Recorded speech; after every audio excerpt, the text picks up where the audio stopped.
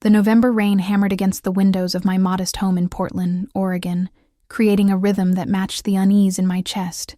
At 69 years old, I had learned to trust my instincts, and something had been gnawing at me for weeks. My bank statements didn't add up. Numbers that should have been familiar looked wrong, foreign somehow, like a language I should understand but couldn't quite decipher. My name is Delphine Harrington, and I spent 43 years as a high school English teacher before retiring. My husband, Robert, passed away 7 years ago from a sudden heart attack, leaving me with our paid-off house, a modest pension, and enough savings to live comfortably through my remaining years. Or so I thought. I sat at the kitchen table that morning, surrounded by bank statements I'd printed out, my reading glasses sliding down my nose as I traced my finger down column after column of transactions, withdrawals I didn't recognize, transfers to accounts I'd never authorized. My chest tightened with each discovery. The doorbell rang, startling me from my concentration. Through the front window, I could see my 9-year-old grandson, Garrett, standing on the porch with his backpack, rain dripping from his dark hair. My son Brenton and his wife Sienna were supposed to pick him up from school today, but apparently they'd sent him here instead. Again, I opened the door and Garrett practically fell into my arms, shivering despite his rain jacket. "Gran, I'm so cold," he said, his teeth chattering slightly. I ushered him inside and helped him out of his wet things. Garrett was a sweet boy, quiet and observant in ways that reminded me painfully of his grandfather. His hazel eyes took in everything, even things he probably shouldn't notice. As I made him hot chocolate, he settled at the kitchen table, right where I'd been working. His eyes drifted to the bank statements spread across the surface. "Are those from the bank?" he asked softly. I hesitated, then nodded. Children often understood more than adults gave them credit for. I'd learned that over decades in the classroom. "Yes, sweetheart. Just checking some things." Garrett's face fell slightly. He stared at his hot chocolate, stirring it slowly with a spoon. The silence stretched between us, filled only by the sound of rain and the ticking of Robert's old clock on the mantel. "Gran?" His voice was barely a whisper. When I looked up, I saw tears forming in his eyes. "What is it, honey?" He took a shaky breath, and what came next made my blood run cold. "I think my dad has been taking money from you. I heard him and Mom talking about it last night. They didn't know I was still awake." Chapter 2. The hot chocolate I'd been holding nearly slipped from my hands. I set it down carefully on the table, my fingers trembling as I pulled out the chair next to Garrett and sat down. "Tell me exactly what you heard," I said quietly, fighting to keep my voice steady even as my heart raced. Garrett's face crumpled, tears now streaming freely down his cheeks. At 9 years old, he was being forced to carry a burden no child should bear, the knowledge that his parents were doing something terribly wrong. Mom was saying they needed more money. She said the house payment was due and they didn't have enough again. He wiped his eyes with the back of his hand. Dad said not to worry, that you wouldn't notice because old people don't pay attention to their bank accounts. He said you had plenty and wouldn't miss it. Each word felt like a physical blow. Old people don't pay attention. My own son had said that about me. Brenton, the baby I'd nursed through colic, the toddler I'd taught to ride a bike, the young man I'd helped through college even when money was tight. "How long have you known about this?" I asked gently. Garrett shrugged, his small shoulders hunched with guilt. "A few months, maybe. I didn't understand it at first, but I kept hearing them talk about your bank and your passwords and your account. Mom said you were too trusting, that you gave Dad access to everything after Grandpa died." He was right. After Robert passed, I'd been overwhelmed with grief and paperwork. Brenton had offered to help manage my finances, to make sure bills got paid on time, and that I didn't have to worry about the details. I'd thought it was kindness. I'd thought my son was taking care of me. I'd been so wrong. "Garrett, listen to me." I took his hands in mine. They were small and warm and entirely innocent. "You did the right thing by telling me. This isn't your fault, and you're not betraying your parents. Do you understand?" He nodded, but fresh tears fell. "Are you going to be mad at them? Are they going to be mad at me?" The question broke my heart. Here was a child worried about protecting his grandmother while simultaneously terrified of the consequences for his parents, of losing their love or facing their anger. "I'm going to handle this," I promised him, "but I need you to be strong for me. Can you do that?" Chapter 3. That night, after I'd fed Garrett dinner and settled him in the guest room with his favorite books, I sat alone in my bedroom going through every bank statement from the past year. The pattern was clear once I knew what to look for. Small withdrawals at first, $200 here, $300 there. Amounts small enough that I might attribute them to my own spending and a faulty memory. But over the months, the amounts had grown. $500, $800. Last month, $1,500 had disappeared in a single transaction, labeled simply as transfer. I added up the total with shaking hands. $23,000. Gone. $23,000 that Brenton and Sienna had stolen from me over the course of 11 months. I pressed my palms against my eyes, refusing to cry. Not yet. I needed to think clearly, to plan my next move with the precision I'd once used to grade essays and manage classroom crises. The rain had stopped, and through my bedroom window, I could see the lights of Portland twinkling in the distance. Robert and I had chosen this house 35 years ago, specifically for this view. We'd raised Brenton here, in this very room had rocked him when he had nightmares, had celebrated his high school graduation, had hugged him goodbye when he left for college. Where had I gone wrong? What had I done or failed to do that made my son think it was acceptable to steal from his own mother? My phone buzzed. A text from Sienna, bright and cheery as if nothing was wrong. "Hi, Mom. Hope Garrett isn't being too much trouble. We'll pick him up tomorrow after work. Love you. Love you." The words felt like acid. I typed back a careful response, keeping my tone neutral. "Garrett is wonderful as always. See you tomorrow." I had until tomorrow to decide what to do. Confronting them would be ugly and painful. Involving the police would destroy my relationship with my son, might traumatize Garrett further. But doing nothing meant allowing them to continue stealing from me, to continue disrespecting me, to continue teaching Garrett that this behavior was somehow acceptable. Sleep didn't come easily that night. Chapter 4. The next morning dawned gray and cold. I made Garrett breakfast and watched him eat his cereal, chattering about a book he was reading for school. His innocence, his ability to still find joy in small things, despite knowing what his parents had done, both inspired me and broke my heart. After dropping him at school, I drove directly to my bank. The Columbia River Bank had been my financial institution for over 30 years. The manager, Walter Kingsley, was a man I'd taught English literature to back when he was a sophomore struggling with Shakespeare. "Mrs. Harrington," Walter greeted me warmly when I arrived. "What brings you in today?" I explained the situation calmly, clinically, as if discussing someone else's problem rather than my own devastating betrayal. Walter's expression grew increasingly grave as I spoke. "I need you to pull all the records," I said. "Every transaction from the joint account Brenton has access to." "I need documentation of everything," Walter nodded solemnly. "Of course. Mrs. Harrington, I'm so sorry you're going through this. Let me get this information for you right away." While he worked, I sat in the small office, surrounded by financial posters about retirement planning and investment opportunities. The irony wasn't lost on me. I'd planned for retirement. I'd been careful and responsible and done everything right. And my own son had betrayed that trust.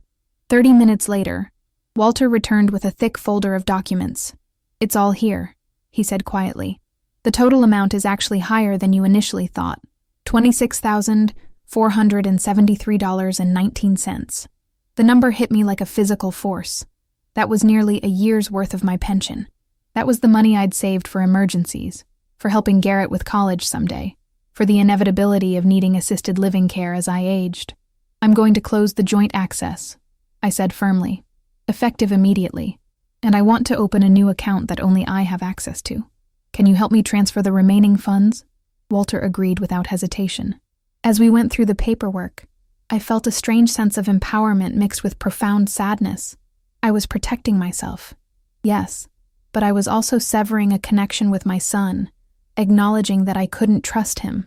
"Mrs. Harrington," Walter said as I prepared to leave, "you taught me that characters in literature are often defined by how they respond to adversity. You always said that true character is revealed in crisis." I managed a small smile. "I remember. We read that in King Lear. A man more sinned against than sinning." He nodded. "You're one of the strongest people I know, and for what it's worth, you're doing the right thing." Chapter 5. Brenton and Sienna arrived at my house at 6 p.m. as promised.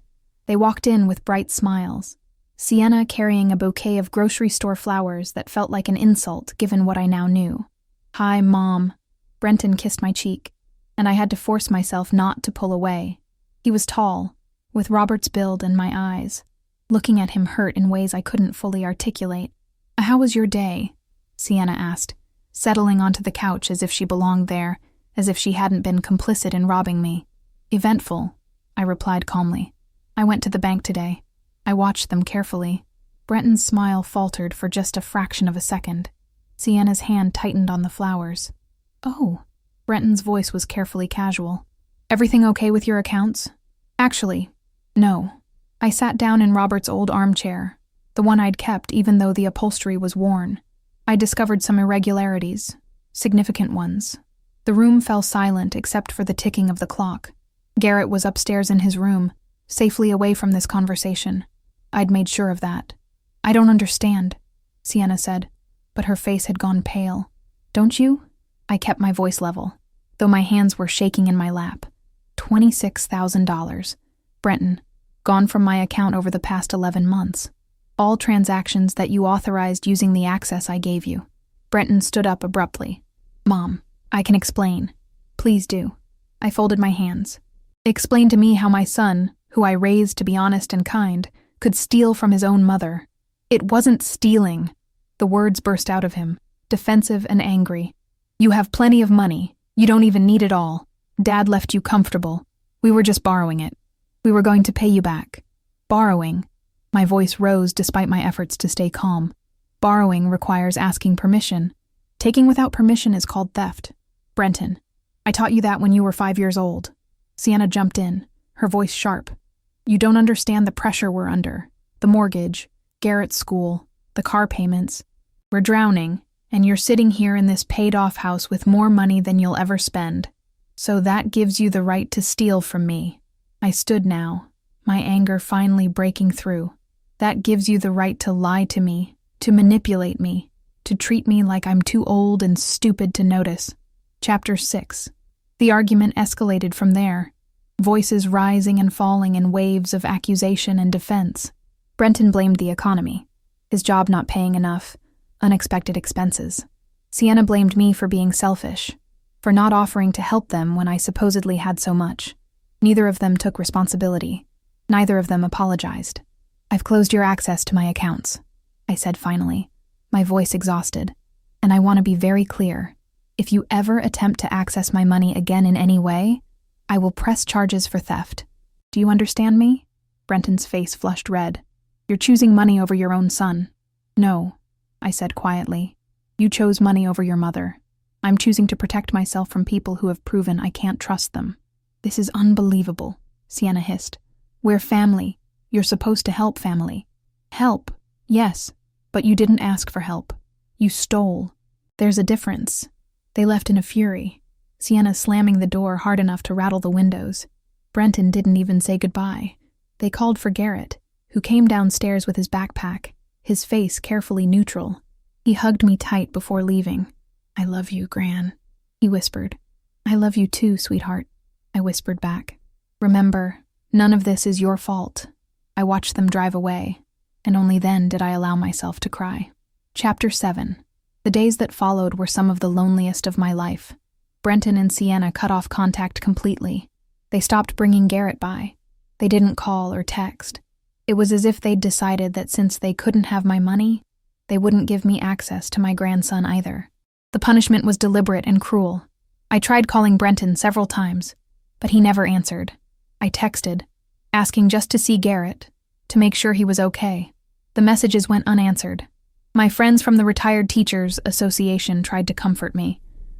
Martha Chenoweth, who'd taught mathematics for 40 years, came over with casserole and sympathy.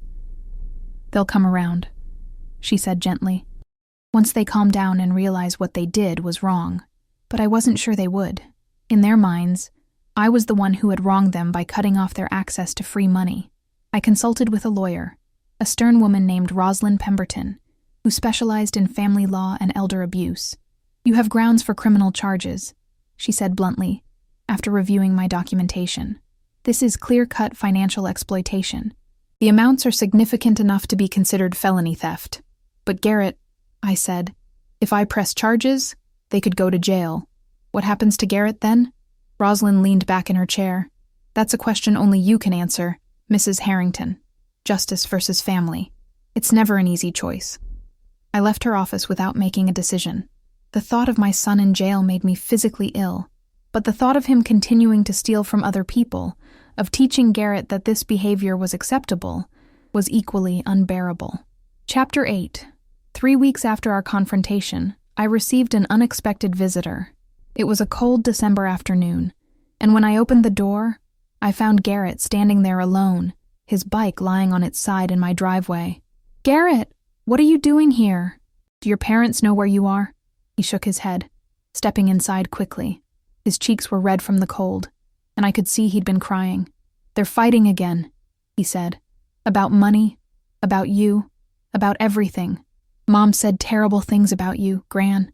Said you were selfish and mean, and Dad just agreed with her."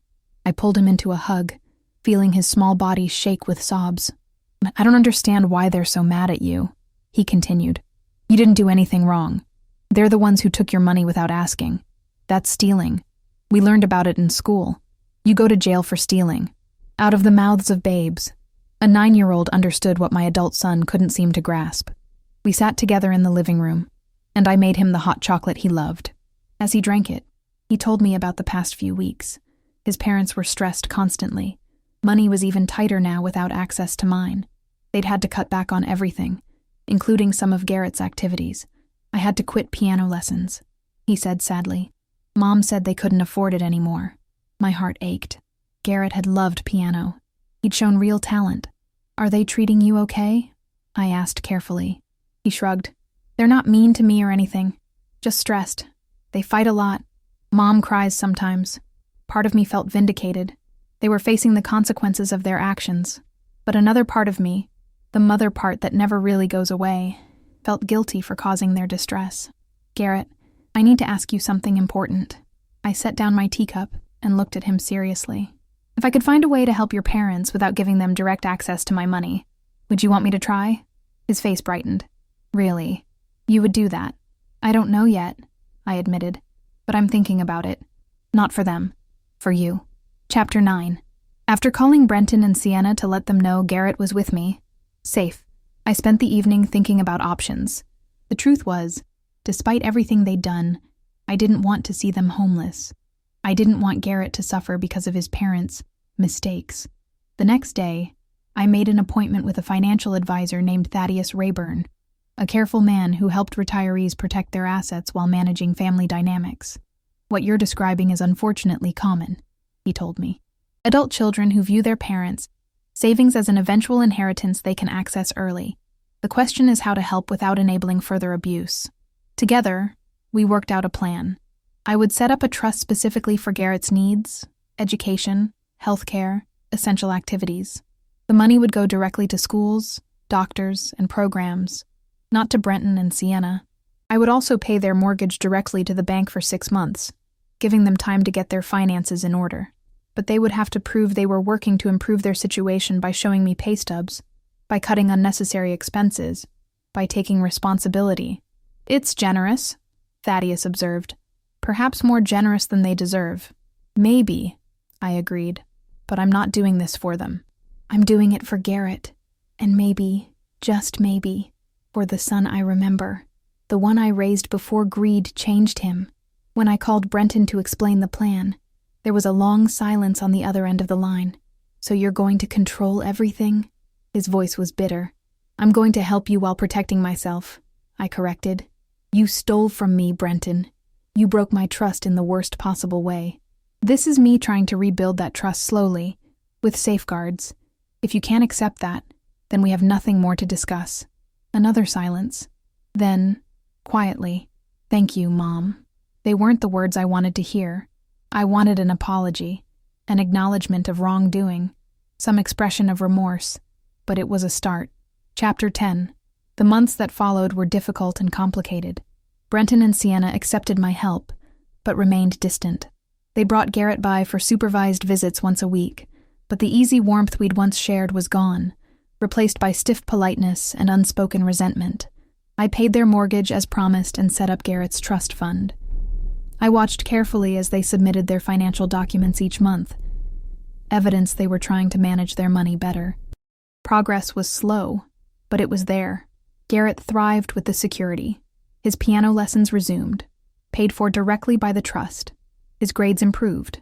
When he visited, he would sit at my old piano, the one Robert had bought me years ago, and play for hours. "You're getting so good," I told him one afternoon in early March. He beamed with pride. "My teacher says I might be ready for a recital soon. Will you come?" I wouldn't miss it for the world.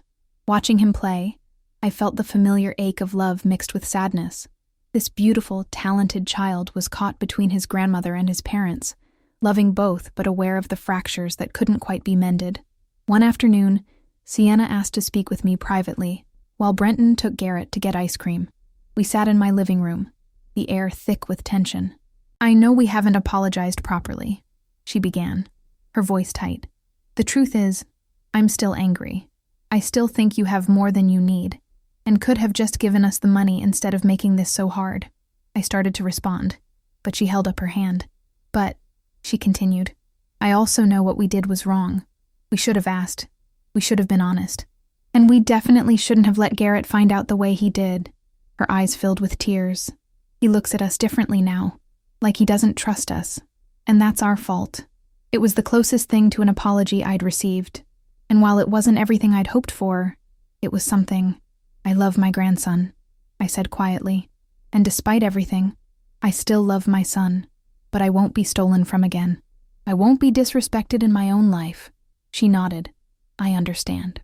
Chapter 11. Summer came, bringing warmth and longer days. Garrett's piano recital was scheduled for a Saturday afternoon in June. I arrived early, settling into the third row of the small auditorium at his music school. Brenton and Sienna arrived moments later. We exchanged polite nods but sat separately. The distance between us felt like miles, even though we were only feet apart.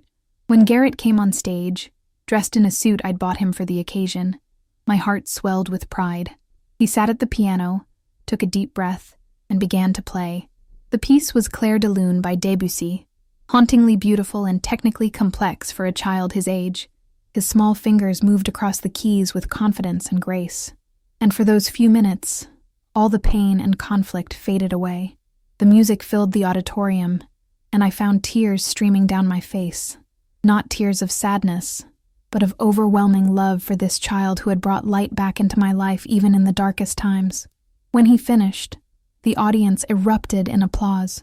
Garrett stood and bowed, his face flushed with happiness. His eyes found mine, and he smiled, a pure, joyful smile that reminded me why I'd fought so hard to stay in his life. After the recital, we all went out for dinner at Garrett's favorite restaurant. It wasn't easy. The conversation was stilted, careful, both sides trying not to trigger old wounds. But we were there, together, trying. "Thank you for coming, Gran," Garrett said as we ate our dessert. "Thank you for inviting me, sweetheart." Brenton cleared his throat. "Mom, I want to say something." He looked uncomfortable but determined. "What we did was wrong. I've been thinking about it a lot. We took advantage of your trust and your love. We were selfish and dishonest. And I'm sorry. I know that doesn't fix anything, but I needed to say it." The apology hung in the air between us. It was late, perhaps too late to fully repair what had been broken, but it was genuine, and I could hear the regret in his voice. "I appreciate that," I said softly. "I really do." Chapter 12. A year has passed since that terrible day when Garrett told me what his parents had done. The wounds haven't fully healed. I don't think they ever will completely. Brenton and Sienna have paid back about $8,000 of what they stole, small amounts each month that they can afford. At this rate, it will take years to repay everything. But the effort matters. The acknowledgement matters. Our relationship remains complicated. We see each other regularly, mainly for Garrett's sake, but the easy trust of before is gone. Sometimes I catch myself looking at Brenton and wondering how he could have done what he did. Other times, I see flashes of the boy he used to be, and I feel hope that maybe, someday, we can rebuild something real. Garrett is thriving. He's now 10, growing tall and confident. The trust fund I set up ensures he'll have opportunities his parents' hard financial struggles won't limit. He plays piano beautifully and talks about maybe becoming a music teacher someday. Last week, he asked me a question that broke my heart. "Gran, do you still love my dad?" We were sitting in my backyard, watching the sunset paint the Portland sky in shades of pink and gold. "Yes," I answered honestly. "I will always love your father. He's my son. But love doesn't mean accepting being hurt. Love doesn't mean letting people take advantage of you." He nodded thoughtfully. "I think I understand. You can love someone and still protect yourself from them." "Exactly," I said, pulling him close. "And that's a lesson I wish I hadn't had to learn so late in life." As I sit here now in the quiet of my home, surrounded by memories of Robert and the life we built together, I realize that this experience has changed me fundamentally. I'm stronger than I thought I was. I'm also lonelier than I'd like to be. The truth is, some betrayals leave scars that never fully fade. My relationship with my son will never be what it was. That innocence, that blind trust, is gone forever. We're rebuilding something new, something more cautious and conditional. Is it better? In some ways, yes. I'm protecting myself now in ways I didn't before. But in other ways, it's sadder, marked by the knowledge that even the people we love most can hurt us in ways we never imagined. I've learned that forgiveness doesn't mean forgetting. It doesn't mean pretending the betrayal didn't happen. It means choosing to move forward despite the pain, to protect yourself while keeping your heart open to the possibility of healing. The money will eventually be repaid. The practical damage can be fixed. But the emotional damage, the shattered trust, the knowledge that my own child saw me as a resource to be exploited, rather than a person to be respected, that pain remains. Yet I survive. I wake up each morning, I tend my garden, I play piano with Garrett, I meet my friends for lunch. I've discovered reserves of strength I didn't know I possessed. This is my life now, a bittersweet mixture of love and loss, of hope and heartbreak. I'm grateful for Garrett, grateful for the chance to be part of his life and to help shape him into a good man. I'm grateful that Brenton is trying, even if his efforts can't fully repair what was broken. But I'm also deeply sad for what was lost, for the simple trust between mother and son that can never be fully restored. And as I face my remaining years, I carry this knowledge that family, even family we love desperately, can break our hearts, that trust, once shattered, can be pieced back together, but will always show the cracks. That sometimes the strongest thing we can do is protect ourselves, even when it means creating distance from the people we love most. This is the lesson I've learned at 69 years old. Not the lesson I wanted, but perhaps the one I needed. And as Garrett plays Clair de Lune on my old piano, filling my home with beautiful, melancholic music, I allow myself to feel it all, the joy and the sorrow, the love and the loss, the hope and the resignation. Because that's what life is, isn't it? Not the fairy tale ending we dream of, but the complicated, messy, beautiful reality of surviving our own heartbreaks and finding meaning anyway. Epilogue. 5 years have passed since I first discovered the theft, and I'm now 74 years old. The world looks different from this vantage point. Softer around the edges, perhaps. Or maybe I've simply learned to accept its sharp corners with more grace. I'm sitting in my living room on a crisp October afternoon, the kind of day Portland does best, when the leaves turn brilliant shades of copper and gold. Through the window, I can see the Japanese maple Robert planted 30 years ago, its branches heavy with autumn color. He always said it would outlive us both. He was right about that, at least. Garrett is 15 now, a lanky teenager with his grandfather's height and his own quiet determination. He visits me every Sunday without fail, a ritual we established years ago that has become sacred to both of us. Today, he's sprawled on the couch, doing homework while I grade papers from the volunteer tutoring I do at the community center. Some habits, it seems, die hard. "Gran," he says suddenly, looking up from his algebra textbook. "I got accepted into the summer music program at Oberlin." My heart swells with pride. "Garrett, that's wonderful. When did you find out?" "Yesterday. Mom and Dad wanted to tell you themselves, but I couldn't wait." He grins, that familiar smile that still has the power to light up my world. "The trust fund you set up covers it completely." I checked with Mr. Rayburn. Thaddeus Rayburn has become something of a family fixture over the years, managing Garrett's trust with the precision of a Swiss watchmaker. The boy will have everything he needs for college and beyond. protected from anyone's poor financial decisions, including potentially his own. I'm so proud of you, I tell him, and I mean it with every fiber of my being. He sets aside his homework and comes to sit beside me. At 15, he's already taller than I am, but in moments like this, I can still see the 9-year-old boy who showed up at my door in the rain, carrying a secret that weighed more than any child should have to bear. Can I ask you something? His voice is serious now, the tone he uses when he's been thinking deeply about something. Of course. Do you ever regret how everything happened? With Dad and Mom, I mean. Do you wish you'd handled it differently? It's a question I've asked myself countless times over the years. The answer has evolved, shifted, settled into something more nuanced than simple yes or no. I regret that it happened at all, I say slowly, choosing my words with care. I regret that your father made the choices he made, that your mother enabled those choices. I regret the pain it caused you, the burden you carried. But do I regret protecting myself? No, I don't. Garrett nods thoughtfully. He's mature beyond his years, this grandson of mine. Perhaps he had to be. They paid back all the money last month, he says quietly. Did you know that? I did know. The final payment had arrived via bank transfer, accompanied by a short email from Brenton, $26,473.19.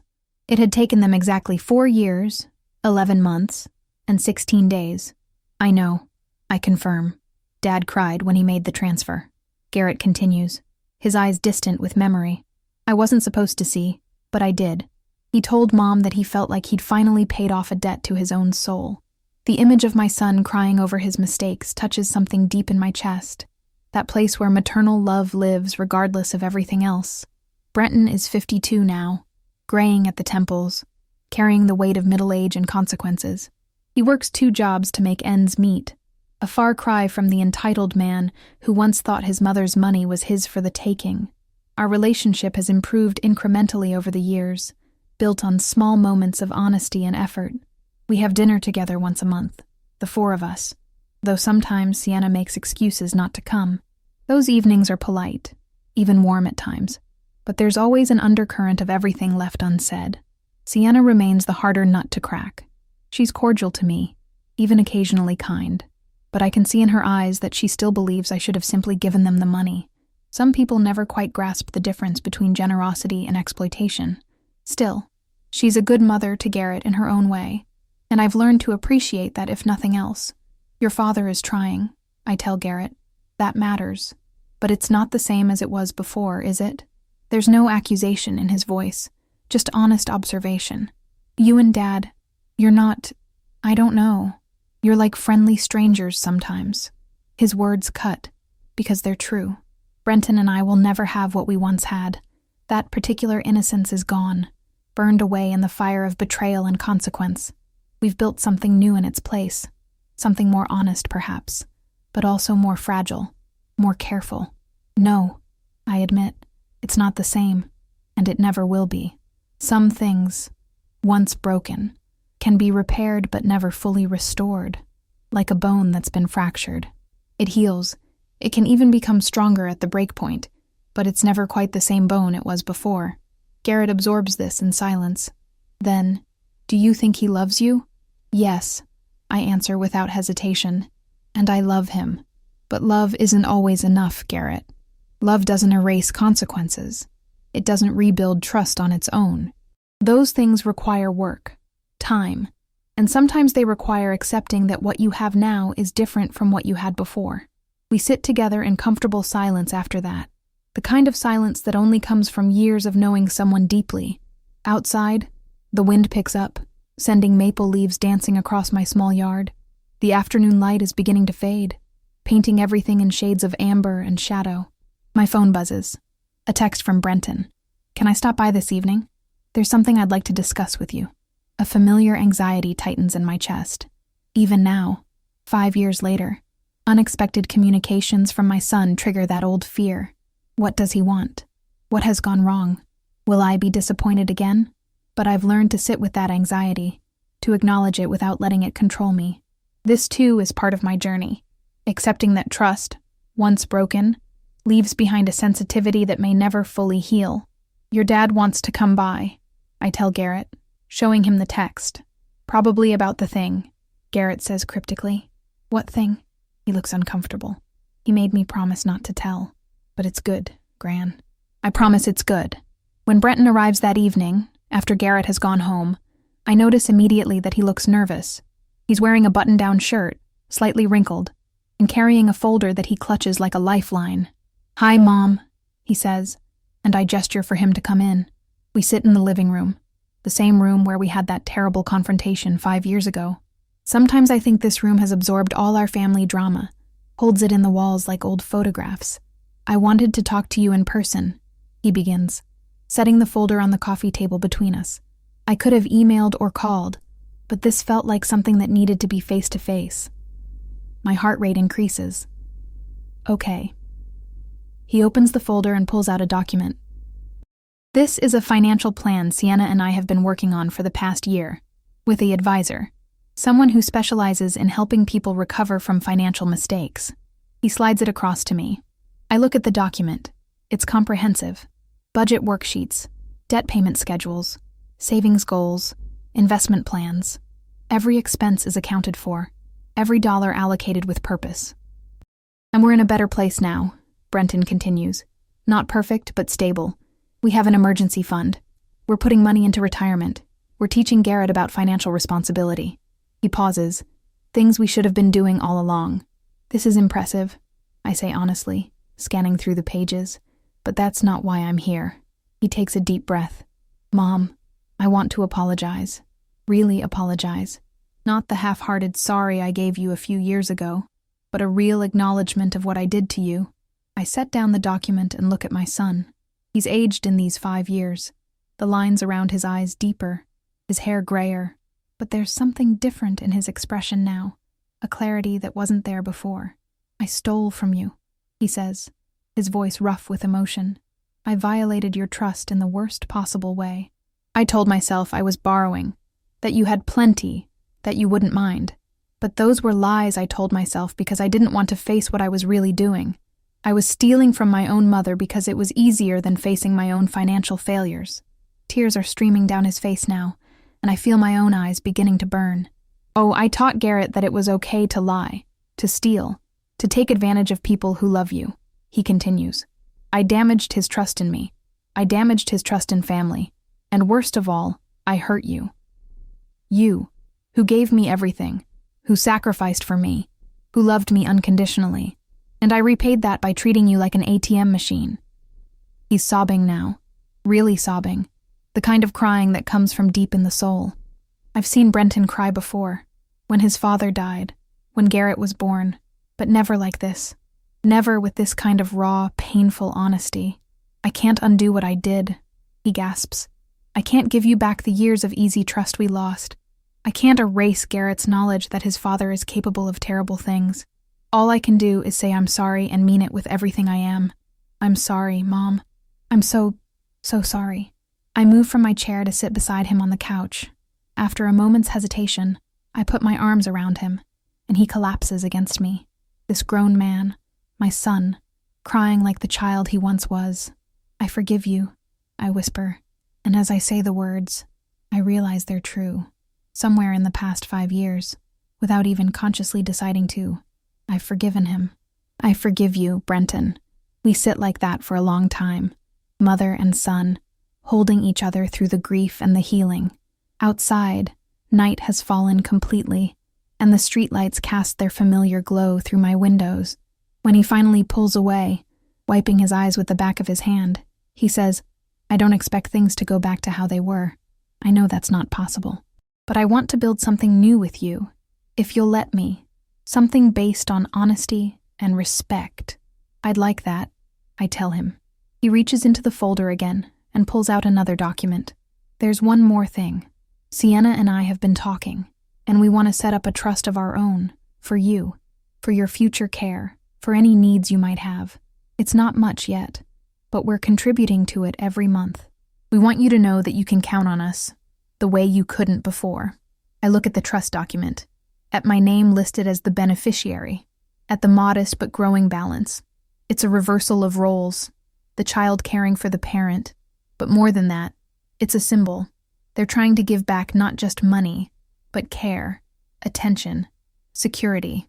Thank you, I managed to say past the lump in my throat. We also want you to know, Brenton continues, that we've told Garrett everything, the whole truth, how we justified it to ourselves, how wrong we were, what we've learned.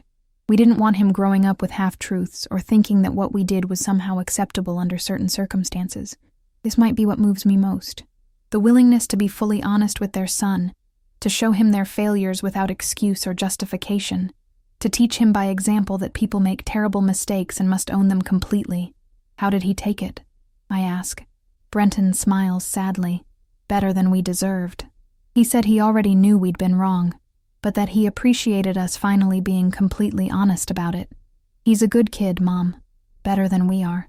Maybe he gets that from you. As autumn deepens into winter, I find myself reflecting more on the past 5 years, on how much has changed and how much has stayed the same. The holidays are approaching, and for the first time since the theft was discovered, I'm looking forward to them rather than dreading the forced politeness and underlying tension. Garrett has asked if we can all spend Christmas together, a real family Christmas like we used to have when Robert was alive. Brenton and Sienna have agreed, and we're planning to host it here, in this house that has seen so much pain and, I hope, healing. Martha Chenoweth stops by one cold December morning with coffee and pastries, as she has done periodically over the years. She's been my anchor through all of this, the friend who listened without judgment and offered wisdom without platitudes. You look different, she observes as we settle into our usual spots in my kitchen. Lighter somehow. I feel lighter, I admit. Brenton came by a few weeks ago. We had a real conversation, a real apology. It felt like something shifted. Martha nods knowingly. Forgiveness is like that. It doesn't erase the past, but it changes how much weight it carries. I'm still afraid sometimes, I confess. Afraid of being hurt again. Afraid of trusting too much. That's wisdom, not weakness, Martha says firmly. You can forgive someone and still maintain boundaries. You can love someone and still protect yourself. Those aren't contradictions, Delphine. They're balance. She's right, of course. I've learned to hold multiple truths at once. I love my son, and I don't fully trust him. I've forgiven the betrayal, and I still carry its scars. I'm hopeful for the future, and realistic about its limitations. How's Walter doing? I ask, changing the subject to Martha's husband, who's been battling health issues. We talk for another hour, the conversation wandering through the comfortable territory of old friends, health updates, grandchildren's stories, complaints about politics and the weather. It's ordinary and precious, this friendship that has sustained me through extraordinary pain. After she leaves, I sit alone in my kitchen, looking at the calendar. Christmas is 3 weeks away. Garrett's winter recital is in 2 weeks. Life, it seems, continues to move forward, carrying us all along with it whether we're ready or not. My phone rings. It's Sienna, which is unusual. We text occasionally, but phone calls are rare. Delphine, she says when I answer, her voice uncertain. I was wondering if you might have time to meet for coffee this week. Just the two of us. This is new territory. In 5 years, Sienna and I have never met one-on-one. Never had a conversation that wasn't mediated by Brenton or focused on Garrett. Of course, I say. When works for you? We make plans for Thursday afternoon at a small cafe downtown, the kind of place with overstuffed chairs and local art on the walls. I spend the intervening days wondering what she wants to discuss, trying not to build up expectations or fears. When Thursday arrives, I find Sienna already there, sitting in a corner booth with 2 cups of coffee already ordered. She looks nervous, her fingers drumming against the table. Thank you for coming, she says as I sit down. I know this is probably weird. A little, I admit, but I'm glad you asked. She takes a deep breath. I need to apologize to you. Really apologize, not just go along with Brenton's apologies or offer those surface-level sorries I've given you before. I wait, giving her space to continue. I was angry at you for a long time, Sienna says, her eyes fixed on her coffee cup. I thought you were being selfish, withholding money you didn't really need while we were struggling. I thought you were punishing us. I was protecting myself, I say quietly. I know that now, but for a long time, I couldn't see it. I could only see that we needed help and you weren't giving it. She finally looks up at me. My parents died when I was young. I was raised by an aunt who made it very clear that I was a burden, that every dollar spent on me was a sacrifice she was making. I think I carried that into adulthood, this belief that family owed each other financial support, that refusing to help was a form of rejection. This is more than Sienna has ever shared with me about her past, about her motivations. I listen carefully, trying to understand. But what we did to you wasn't asking for help, she continues. It was stealing. We violated your trust. We lied to you. We treated you as a means to an end, rather than a person deserving of respect. And I participated in that. I encouraged it. I told Brenton it was okay because you had plenty. I'm the one who figured out how to access the accounts without triggering too many alerts. Her confession hangs in the air between us. This is the honesty I've been waiting for, the acknowledgement I needed. I've been in therapy, Sienna says, for the past 2 years, working through my issues with money, with family, with self-worth. And one thing my therapist helped me see is that I never properly took responsibility for my part in what happened. I always let Brenton be the face of it, the one apologizing, while I stayed in the background, resenting you for not just giving us what we thought we needed. What changed? I ask. Garrett, she says simply. Watching him grow up, seeing the man he's becoming. He's honest to a fault, that kid. He won't even keep $1 if a cashier gives him too much change. And I realize that's in spite of us, not because of us. He learned his integrity from you, from watching how you handled our betrayal with strength and boundaries. Tears are running down her face now. I don't want my son to be ashamed of his mother. I don't want him to grow up thinking it's okay to take advantage of people just because you're family. I want to be someone he can be proud of. And that starts with being honest about what I did and asking for your forgiveness. I reach across the table and take her hand. It's the first time I've voluntarily touched Sienna in 5 years, and the gesture seems to surprise both of us. I forgive you, I tell her, and I appreciate you saying all of this. It means more than you know. We talk for another 2 hours. Really talk. About her childhood, about her fears, about the financial pressures that led them to make such terrible choices. She doesn't excuse their behavior, but she contextualizes it in a way that helps me understand. By the time we leave the cafe, something has fundamentally shifted between us. We're not exactly friends, not yet, but we're not adversaries anymore either. We're family, complicated and imperfect, trying to find our way forward. Christmas arrives with fresh snow, rare for Portland but magical when it happens. My house is filled with the smell of pine from the tree Brenton and Garrett brought over, with the warmth of the fire crackling in the fireplace Robert and I had installed 20 years ago. Garrett is at the piano, playing Christmas carols while Brenton and Sienna help me in the kitchen. We're making Robert's famous lasagna, the recipe I've made every Christmas for 35 years. It feels right to continue the tradition, to honor the man who started this family, even as we navigate its complicated present. Mom, where's the ricotta? Brenton calls from the kitchen. Second shelf, left side, I call back, and I hear him rummaging in the refrigerator. Sienna is setting the table, using the good china I only bring out for special occasions. She catches my eye and smiles, a genuine smile that reaches her eyes. This is nice, she says quietly. Being here like this. Thank you for having us.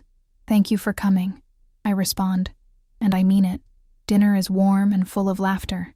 We tell stories about past Christmases, about Robert's terrible jokes and his insistence on wearing a Santa hat while carving the turkey. Garrett, who was only 2 when his grandfather died, listens with rapt attention to these glimpses of the man he barely remembers. He would have been so proud of you, I tell Garrett. Your grandfather loved music. He would sit for hours listening to you play. I wish I remembered him better, Garrett says wistfully. He's in you, Brenton says, his voice thick with emotion. Your kindness, your integrity, those came from him, filtered through your grandmother to you. After dinner, we exchange gifts.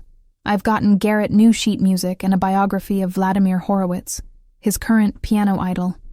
He's gotten me a framed photograph of the 3 generations together, taken at his last recital, all of us smiling. So you'll remember, he says as I open it, that we're still a family, even when things are complicated. Brenton and Sienna give me something unexpected, a scrapbook they've made together, documenting the past 5 years. Not the pain and betrayal, but the healing. Photos of family dinners, copies of the financial plans they've been following. Printouts of emails where we've slowly rebuilt communication. The final page is a letter, signed by both of them, expressing their gratitude for my forgiveness and their commitment to continuing to earn back my trust. I cry reading it, the kind of tears that come from a place of both sadness and joy, grief and hope existing side by side. I have something for all of you too, I say, pulling out an envelope I've kept hidden. Inside are 3 letters, one for each of them. Garrett's letter is about his future, about my dreams for him, about the man I hope he becomes. It's also about his trust fund, and how I've added to it enough to ensure he can pursue his musical education wherever it takes him. Brenton and Sienna's letters are more complicated. In them, I release them from the debt of repaying the stolen money. They've paid back every cent, but more importantly, they've paid back the debt with changed behavior, with honesty, with effort. I no longer want the specter of that money hanging over our relationship. Mom, we can't accept this, Brenton says, tears streaming down his face.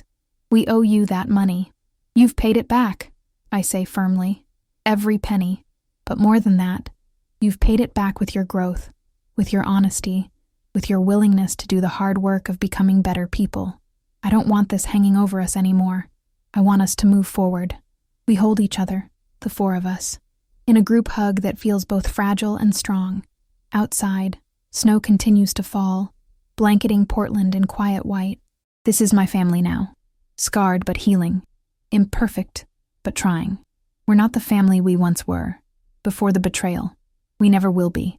But we're something new. Something perhaps more honest and more resilient. As the evening winds down, and Brenton, Sienna, and Garrett prepare to leave, I stand at the door watching them bundle up against the cold. Garrett gives me an extra long hug. "Merry Christmas, Gran," he whispers. "This was the best one yet." "Merry Christmas, my darling boy," I whisper back.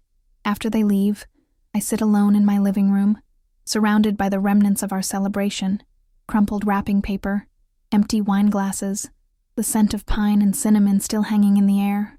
I think about the past 5 years, about the journey from betrayal to this moment of tentative peace. It hasn't been easy. There have been setbacks, moments of doubt, times when I wondered if forgiveness was possible or even wise. But sitting here now, I realize that healing isn't about erasing the past or pretending the betrayal didn't happen. It's about acknowledging the pain while refusing to let it define your future.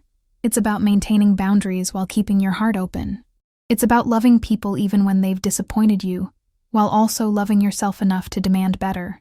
My relationship with Brenton and Sienna will never be what it was. That innocent trust is gone forever, replaced by something more complex, more conditional. But conditional doesn't mean loveless. It means careful, thoughtful, earned. And Garrett, beautiful Garrett, he's the redemption in all of this. Not because he fixed anything or made the pain go away, but because his presence reminds me every day of what matters most. Integrity, kindness, honesty.